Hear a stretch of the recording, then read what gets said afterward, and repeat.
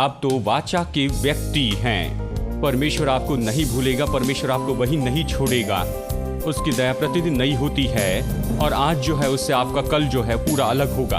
आज आप पूरी तरह से असफल हो, लेकिन कल के दिन आप बड़ी महान सफलता पाएंगे। अगर आप परमेश्वर के अधीन होंगे, परमेश्वर के पास आएंगे और पश्चाताप करेंगे और खुद को प्रभु को सौंपेंगे, तो परमेश्वर आपको आशीष देगा, उठाएगा और आपको बदलेगा और आपको हर एक परिस्थिति में विजय देगा।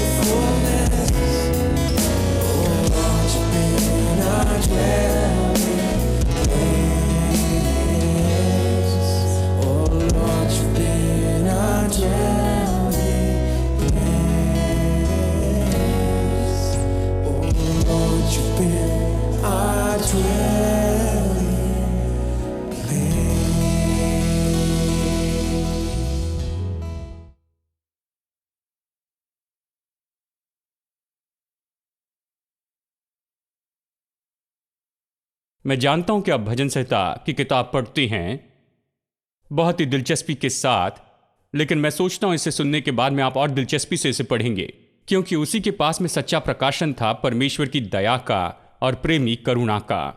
वो इसे सच में समझा था, वो इसकी सराहना करता है, उसने व्यक्तिगत रूप में इसका अनुभव किया था। तो वो कहता है भजन 92 वचन 1 में, यहोवा का धन्यवाद करना भला है, हे परम प्रधान तेरे नाम का भजन गाना भला है। प्रातःकाल को तेरी करुणा और प्रति रात तेरी सच्चाई का प्रचार करना, दस्तार वाले बाजे और सारंगी पर और वीणा पर गंभीर स्वर से गाना भला है। वो संगीतकार है, गाता है, गाने लिखता है, भजन का लेखक है। वो कहता है प्रभु मुझे ये बहुत ही पसंद है कि दस्तार वाला बाजा उठाऊं और अपने संगीत के वाद्य उठाऊं और उसे बजाऊं और गाऊं। सुबह के समय तेरी प्रेमी करुणा के बारे में गाना मुझे पसंद है, रात को तेरी विश्वास योग्यता के बारे में गाना मुझे पसंद है, कहता है। हाँ, क्योंकि प्रेमी करुणा यहां अकेली नहीं, उसके साथ में विश्वास योग्यता है। यही तो प्रेमी करुणा का बल होता है। केवल प्रेम ही नहीं लेकिन बल भी, और केवल प्रेम ही नहीं लेकिन स्थिरता भी है। भजनकार समझता है कि परमेश्वर केवल प्रेम नहीं है लेकिन ये प्रेम बलवान है, ये तो अटल प्रेम है। तो वो कहता है, प्रभु सुबह के समय मैं गाऊंगा तेरी प्रेमी करुणा के बारे में, और रात को मैं गीत गाऊंगा तेरे विश्वास योग्यता पर। खैर, जब हम गाते हैं तो हमेशा ऐसे गीत गाने चाहिए वो बताने वाले हो परमेश्वर की प्रेमी करुणा और विश्वास योग्यता, उसका अनुग्रह, उसकी दया, उसकी भलाई और ये सब। विश्वासियों को पहले यह निर्णय लेना होगा कि उन्हें कौन से गीत चाहिए। हमें ऐसे कोई भी गीत नहीं चाहिए जो बिल्कुल अच्छे सुनाई देते हो क्योंकि किसी ने अच्छे से गाया है। हमें वो गीत चाहिए जो परमेश्वर के अद्भुत स्वभाव के बारे में बताते हैं। परमेश्वर ने क्या किया है, परमेश्वर कितना महान है, परमेश्वर कितना भला है, वो कितने प्रेमी करुणा और अनुग्रह और दया से वो भरा हुआ है। हमेशा निश्चित कीजिए कि आप अपने मुंह से ऐसे ही गीतों को गाते जाएं। मैं इन गीतों को चुनता हूं जिनमें इस तरह की जो बातें हैं वो वहां पर होती हैं। ये बहुत महत्वपूर्ण है क्योंकि यही लोगों की सेवकाई करती है, ये लोगों के विश्वास को उभारते जाता है।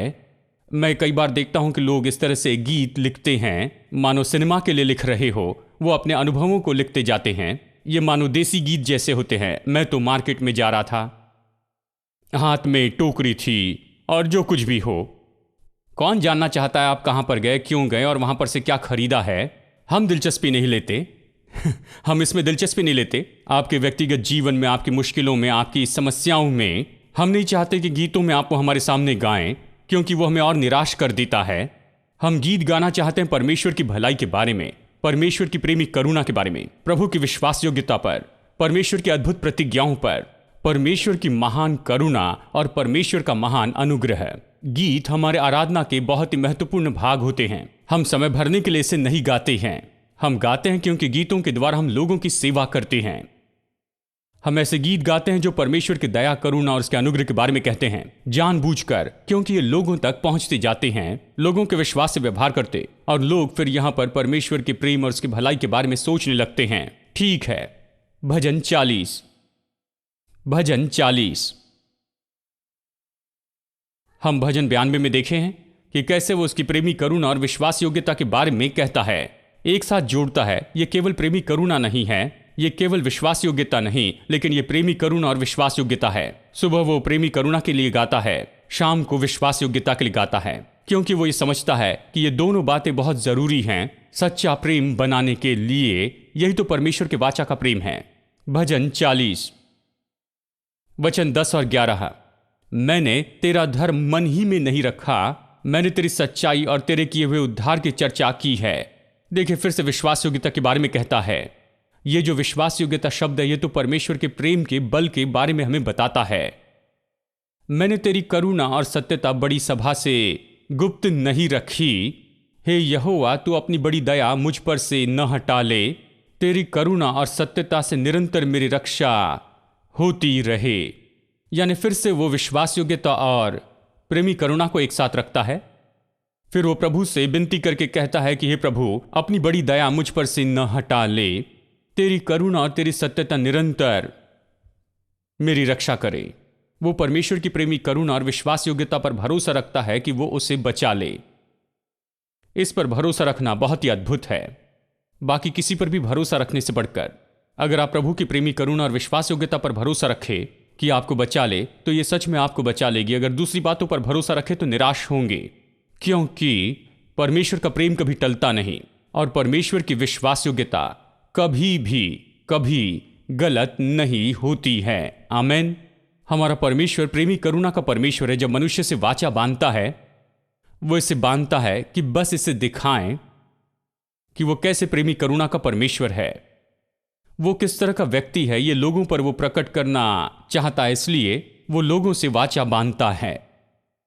मनुष्य से विश्वास योग्य बने रहने के लिए उसे वाचा की जरूरत नहीं, लेकिन उसे वाचा चाहिए कि खुद को लोगों के ऊपर प्रकट करे, अपने स्वभाव को और अपने चरित्र को प्रकट करे। देखिए निर्गमन अध्याय 34 में, यहां पर निर्गमन 34 वचन 6। याद है वो समय जब परमेश्वर उसे पहाड़ पर ले जाता है जहां वो दूसरी बार पत्थर की पट्टियां प्राप्त करता है। और वहां पर बस यही तो होता है। वचन 5, तब यहोवा ने बादल में उतरकर उसके संग वहां खड़ा होकर यहोवा का नाम प्रचार किया। अब मूसा एक यहूदी व्यक्ति था, लेकिन उसकी परवरिश फिरौन के घर हुई थी और निश्चय उसकी माँ ने उसे सिखाया, बहुत सी अच्छी बातें सिखाई होगी, क्योंकि इब्रानियों 11 मूसा के विश्वास के बारे में कहता है ये उसे उसकी माँ से मिला होगा। वो परमेश्वर के बारे में कुछ अच्छी बातें जानता होगा, अद्भुत बातें जानता होगा, लेकिन फिर भी वो परमेश्वर के बारे में ज़्यादा ज्ञान नहीं रखता था। परमेश्वर उसके ऊपर अपनी बातों को प्रकट करना चाहता था। व्यक्तिगत रूप में वो प्रभु से मिलने वाला था। वचन 6, यहोवा उसके सामने होकर सामने से होकर प्रचार करता हुआ चला, यहोवा यहोवा ईश्वर दयालु और अनुग्रहकारी, क्रोध करने में धीरजवंत और अति करुणामय और सत्य। परमेश्वर खुद की पहचान इस तरह से करता है। आपको ये कैसे लगा? वो कहता है कि वो तो दयालु है, अनुग्रहकारी, क्रोध करने में धीरजवंत और अति करुणामय और सत्य है। ओ मेरे प्रभु, परमेश्वर का अद्भुत विवरण है। मैं सोचता हूं कि हर एक प्रचारक, हर विश्वासी के पास यह प्रकाशन होना चाहिए। हमारा परमेश्वर ऐसा परमेश्वर है, दयालु, अनुग्रहकारी, क्रोध करने में धीमा और सत्य है। हमारा परमेश्वर ऐसा नहीं जो कि हाथ और पैर तोड़ने वाला है, कि हमें कुछ सिखाने के लिए सिर फोड़ दे। हमारा परमेश्वर अनुग्रहकारी है, दयालु है और वो भलाई और करुणा में बहुत ही महान है। मैं सोचता हूं सभी ये प्रकाशन ले, क्योंकि बहुत से लोग हैं जो सोचते हैं परमेश्वर ही है जो सारे एक्सीडेंट करवाते रहता है और सारी जो विपत्तियां उसी के कारण आती हैं। परमेश्वर ने ये किया क्योंकि तुम पिछले रविवार चर्च में नहीं आए थे, इसलिए परमेश्वर ने तुम्हारे ये एक्सीडेंट करवाया और तुम्हारे पैर तोड़ दिए हैं। और तुमने पिछले महीने अपना दशमांश नहीं दिया, इसलिए हॉस्पिटल में 25,000 रुपए देने पड़े। ऐसे संदेश सुने हैं? आप उसे यहां पर नहीं सुनेंगे, लेकिन कुछ जगह पर आप ये सुनते हैं। उनके अनुसार परमेश्वर सारी विपत्तियां लेकर आता है। और मैंने ऐसे बहुत से संदेश सुने हैं। मैं नहीं समझता कि उन्हें प्रकाशन क्यों नहीं मिला इस तरह कि परमेश्वर अनुग्रहकारी है, भला है, सच्चाई से भरा है, दयालु है, वो करुणामय है। यह अद्भुत प्रकाशन है। हर एक प्रचारक, हर एक विश्वासी इसे जान ले। यही तो वो है जो हमारे विश्वास को उभारता है। आप लोगों से कह सकते हैं वो तुम्हारा हाथ तोड़ेगा, पैर तोड़ेगा। देखिए, वो इस तरह से नहीं मानेंगे। लोग सोचते हैं कि प्रचारक डराते हैं कि प्रभु के पीछे चलने लगे। आप प्रभु के पीछे चलने के लिए उन्हें डरा नहीं सकते। लोग अपने दिल से प्रभु से नफरत करेंगे, क्योंकि वो सोचेंगे कि परमेश्वर ने ही उनके साथ में ये सब कुछ किया, उनके बच्चे के साथ ऐसा किया। ये गलत है। परमेश्वर अनुग्रहकारी और दयालु है, सच्चाई से भरा, दया से भरपूर है। और ये सब हमें यह प्रकाशन पाना है। भजन संहिता 103 वचन 8। भजनकार फिर प्रभु के बारे में कहता है। भजनकार कहता है, यहोवा दयालु और अनुग्रहकारी है, विलंब से क्रोध करने वाला और अति करुणामय है। ऐसे बहुत से वचन हैं। समय ने कि सभी को देखे, ये तो कुछ सैंपल्स हैं। यहोवा दयालु और अनुग्रहकारी है, विलंब से क्रोध करने वाला और अति करुणामय है। उसने प्रभु के बारे में जाना, उसने परमेश्वर के बारे में सच्चाई यहां पर पाई है। चलिए देखते हैं योना की किताब। क्या आपने कभी ये किताब पढ़ी है? योना, ये यहीं पर कही है। इसे ढूंढिए, योना अध्याय 4। हम जरूर टूर लेंगे हर एक किताब का। योना अध्याय 4 देखिए। आप लोग जो योना की कहानी नहीं जानते, अगर आप नए हैं और आप योना की कहानी नहीं जानते हैं, देखिए, परमेश्वर ने उसे एक खास शहर में भेजा जिसका नाम था निनवे, कि जाकर प्रचार करे और आने वाले न्याय के बारे में लोगों को चेतावनी दे कि वो पश्चाताप करे। और योना को यह पसंद नहीं आया तो वो तार्शीश की ओर निकल पड़ा। तार्शीश नाम की जगह पर वो एक जहाज में चढ़ा जो तार्शीश जा रहा था। प्रभु की बुलाहट से बचना चाहता था, अपनी पसंद की जगह पर जाना चाहता था। बहुत से लोग ये कहते हैं उसने ऐसा क्यों नहीं किया, वो वहां पर क्यों नहीं गया। इसका कारण अभी आप सुनेंगे। जैसे मैं यहां पर पढ़ता हूं, आप इसका कारण सुनेंगे। देखिए क्या होता है। जानते हैं, वहां समुंदर में तूफान आता है, सब गड़बड़ी होती है। चिट्ठी में इसका नाम निकलता है, इसलिए इसे समुद्र में फेंका जाता है। इसे समुद्र में फेंका जाता है। वो नाव को हल्की करना शुरू करते हैं। उन्होंने हल्की किया, लेकिन मुझे पता नहीं क्या ये सच में इतना बड़ा व्यक्ति था। उन्होंने इसे फेंक दिया और फिर वो आखिर में मछली के पेट में चला जाता है।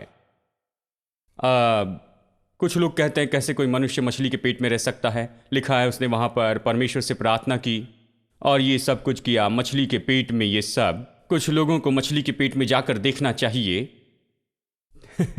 वहां पर गहराई में केवल तभी वो अच्छे से प्रार्थना करेंगे। लोग सोचते हैं कि क्या यह संभव है कि मछली के पेट में इतने समय तक रहे, प्रार्थना करे, पश्चाताप करे और ये सब। बिली ग्राहम ने एक समय कहा, मैं केवल यही विश्वास नहीं करता कि योना मछली के पेट में था, पर मैं यह भी विश्वास करता हूं कि मछली योना के पेट में थी जिस तरह से बाइबल बताती है, क्योंकि परमेश्वर ये कर सकता है। तो इसकी चिंता न करें। लेकिन कहानी में आगे ये बताया जाता है जब उसने पश्चाताप किया तो फिर परमेश्वर ने उस मछली को ऐसा किया कि उसने आकर योना को गल दिया निनवे के समुंदर के तट पर, और उसने अपने आप को वहां पाया जहां परमेश्वर चाहता था कि वो जाए, और वो वहां सुसमाचार प्रचार करने लगता है। वो उन्हें चेतावनी देने लगता है, न्याय बताने लगता है, अगर पश्चाताप न करो तो फिर आग उतर आएगी या फिर कोई विनाशकारी बात होगी।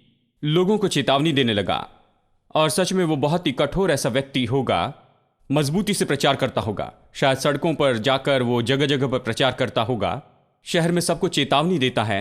देखिए क्या हुआ, लोगों ने पश्चाताप किया, प्रभु के पास आए और प्रभु ने उन्हें क्षमा किया, और ये व्यक्ति बहुत ही क्रोधित हुआ। जानते हैं संसार में ऐसे भी कुछ प्रचारक होते हैं। हम न्याय का प्रचार करना पसंद करते हैं, कहते हैं कि आग आएगी तुम्हें भस्म कर देगी। हम देखना पसंद करते हैं कि आग आकर 50 लोगों को भस्म कर दे, कि हम कह सके मैं कितना अद्भुत प्रचारक हूं। मैंने कहा कि आग नीचे आएगी और उन दुष्ट लोगों के ऊपर वो सच में आ गई। कुछ लोग कठोर होते हैं।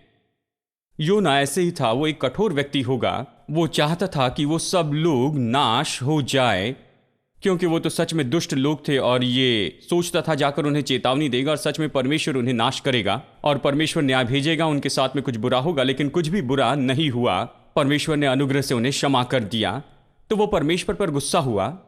तो अध्याय 4 वचन 1 में वो कहता है, ये बात योना को बहुत ही बुरी लगी और उसका क्रोध भड़का। हम यहीं पर इसे पढ़ते हैं। उसने यहोवा से ये कहकर प्रार्थना की, हे यहोवा, जब मैं अपने देश में था तब क्या मैं यही बात न कहता था?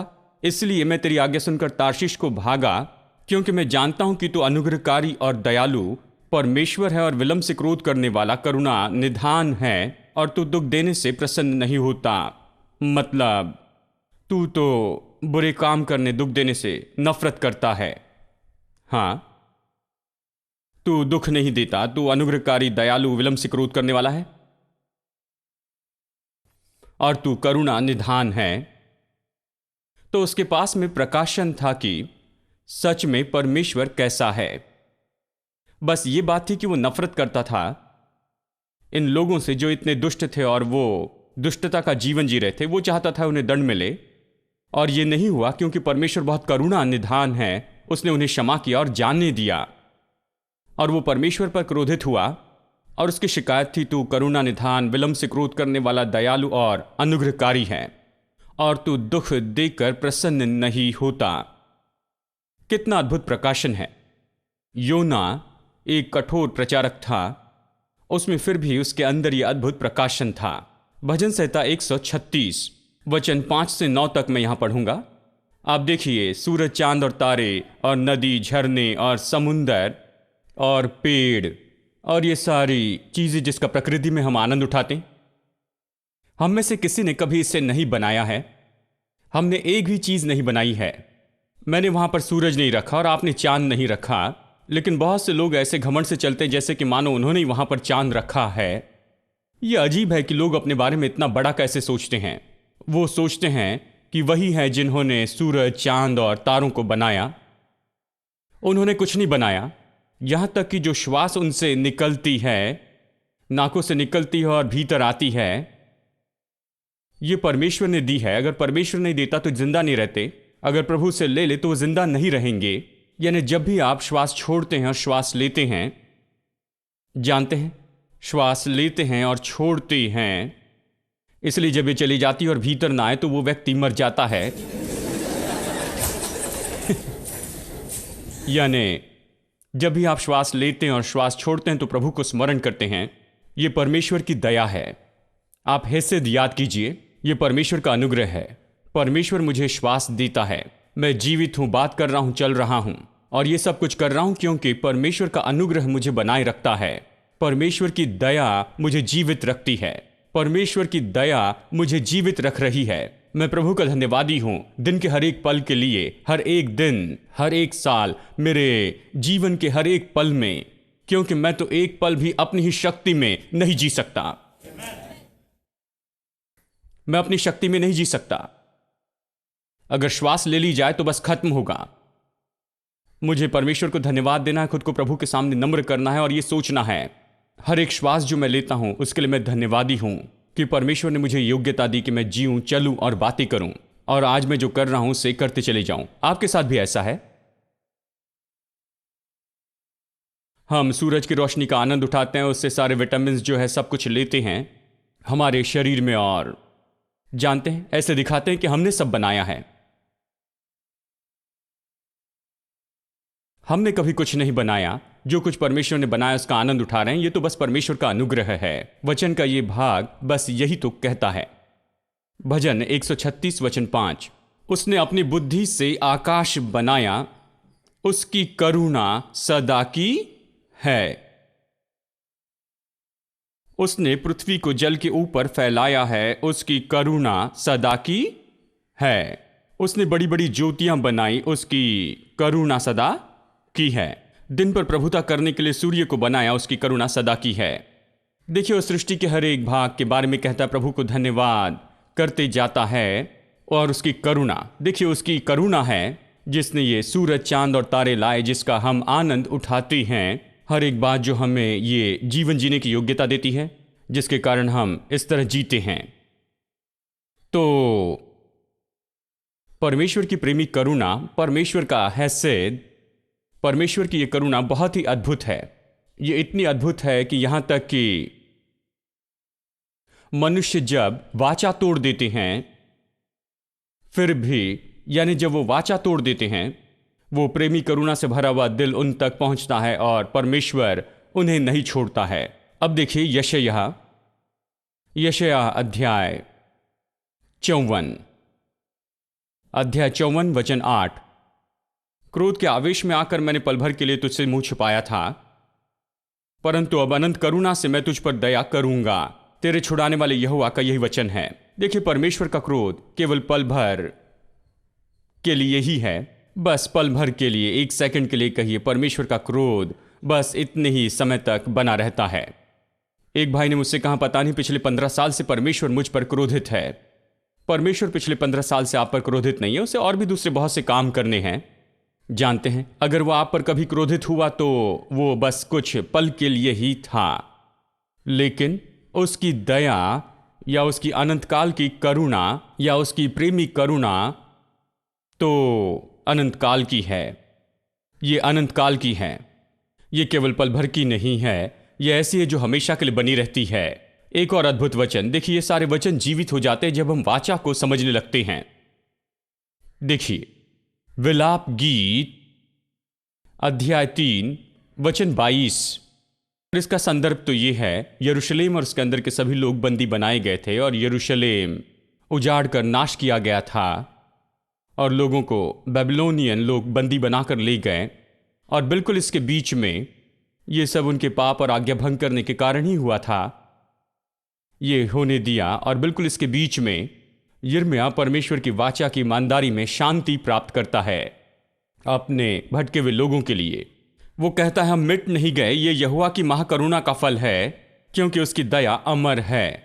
जब ये सारा विनाश हुआ, उजाड़ दिया गया और ये लोग अभी बेबीलोन में गुलाम बन गए थे, हम सब तो मर गए थे लेकिन हम जीवित हैं। वो कहता है, ये तो सच में परमेश्वर की महाकरुणा है कि हम नाश नहीं हुए। उसकी दया अमर होती है। उसकी करुणा, कुछ अनुवाद कहता है कि उसकी जो दया है प्रति भोर वो नई होती जाती है। तेरी सच्चाई तो महान है। वो तो बंधुआई में चला गया, अपना घर, जमीन, संपत्ति सब कुछ खो बैठे थे और उन्हें दूसरे देश में ले जाया गया था, बिल्कुल एक अलग परिस्थिति में लाया गया था। लोग अक्सर आशा नहीं पाते हैं, लेकिन वो वाचा में वापस जाता है। वो उस वाचा को याद करता है जो परमेश्वर ने अपने लोगों से बांधी थी। वो याद करता है कि परमेश्वर उन्हें नीचे नहीं जाने देगा, परमेश्वर उन्हें नहीं छोड़ेगा। तो वो कहता है, उसकी दया तो अमर है, वो प्रतिभोर नई होती जाती है, तेरी सच्चाई तो महान है। आपके जीवन के सबसे बड़े संकट के समय में, आपके जीवन में समस्या के समय में, जब आप सोचते हैं कि आप बड़ी परेशानी में हैं, तब आपको याद करना है कि आप तो वाचा के व्यक्ति हैं। परमेश्वर आपको नहीं भूलेगा, परमेश्वर आपको वही नहीं छोड़ेगा। उसकी दया प्रतिदिन नई होती है, और आज जो है उससे आपका कल जो है पूरा अलग होगा।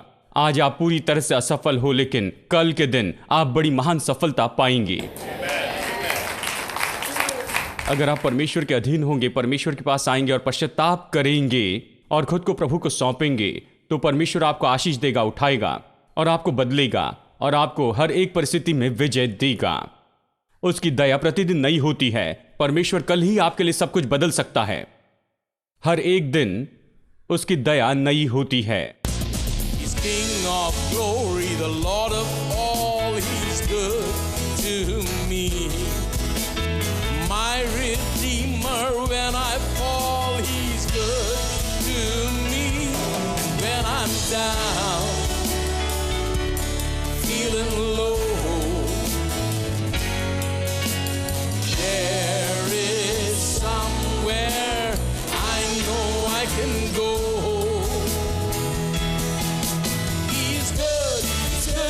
He's good all the time. He healed my body and He healed my mind. No better friend you will ever find. He's good to me. Oh, He's good. He's good. He's good all the time. He healed my body and He healed my mind. No better friend you will ever find. He's good to me. Oh, He's good. He's good. He's good all the time. He healed my body and He healed my mind. No better friend you will ever find. He's good to me. Oh, He's good. He's good. He's good all the time. He healed my body and He healed my mind. No better friend you will ever